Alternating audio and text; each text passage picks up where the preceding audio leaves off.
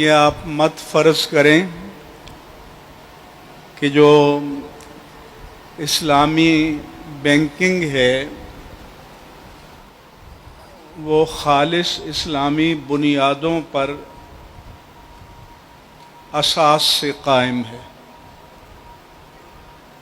یہ جو کوشش ہوئی ہے یہ انٹرسٹ فری یا ربا فری یا لا ربائی نظام لانے کی، وہ بھی جو بینکنگ کا سیناریو، بینکنگ کا پورا نظام، اسٹیٹ بینک آف پاکستان کا پورا کنٹرول، ان سب کی بنیاد ربا پر ہے، ان سب کی بنیاد سود پر ہے۔ اب بھی اگر گورنمنٹ کو پیسے کی ضرورت ہو تو اسٹیٹ بینک آف پاکستان جو ریسیویبل ہیں، جو سال کے بعد 6 مہینے کے بعد جو وصول ہونے ہیں، تو ان کو بینکنگ مارکیٹ میں بیچتا ہے سود پر، کہ آپ جو پیسے آپ کو سال کے بعد ریسیو ہوں گے تو وہ ابھی ہمیں آپ دے دیجئے اور اس پر اتنا آپ کو سود دے دیا جائے گا۔ خود اسٹیٹ بینک بھی سودی کاروبار کرتا ہے۔ اگر بینک کو شارٹیج ہو جائے لیکویڈ یا سیال زر کی، تو وہ بھی معمولی سود پر دیتا ہے۔ خالص اسلامی اقتصادی نظام تو تب ہو کہ وہ شروع سے اسلامی بنیادوں پر اس کو قائم کیا گیا ہو، تو یہ ایسا نہیں ہے۔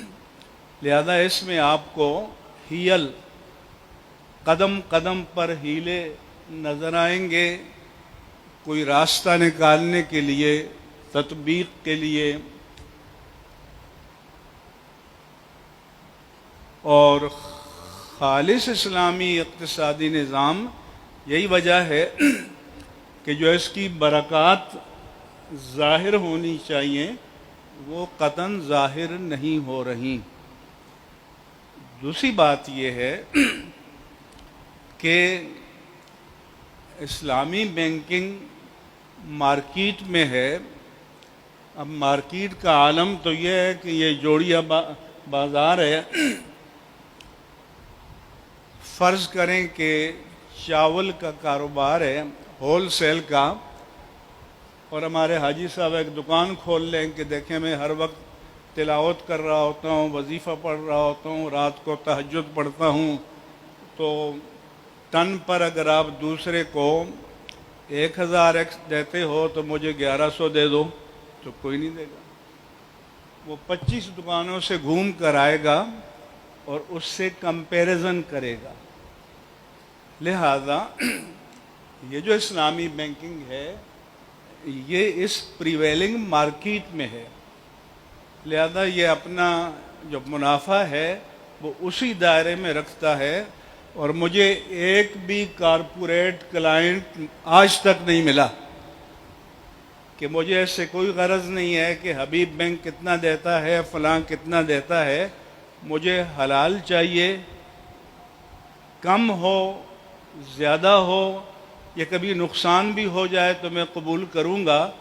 پورے پاکستان میں ایک گاہک بھی آپ کو ایسا نہیں ملے گا۔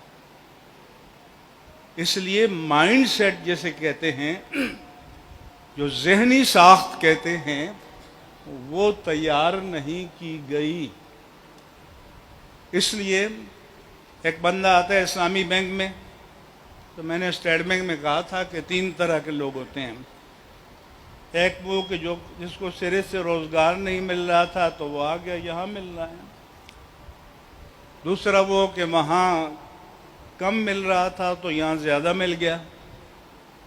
وہ ہمارے پچھلے دور میں اسحاق ڈار صاحب کے دوست تھے، ڈپٹی گورنر بنائے گئے تھے، وہ ہمارے اداروں میں آئے اور لا ربائی نظام پر علماء سے مکالمہ کرتے رہے، لیکن جیسی ان کو نیشنل بینک کی پریزیڈنٹشپ ملی جم کر کے وہاں چلے گئے، اور یہی میں روز اسلامک بینکنگ میں دیکھ رہا ہوں۔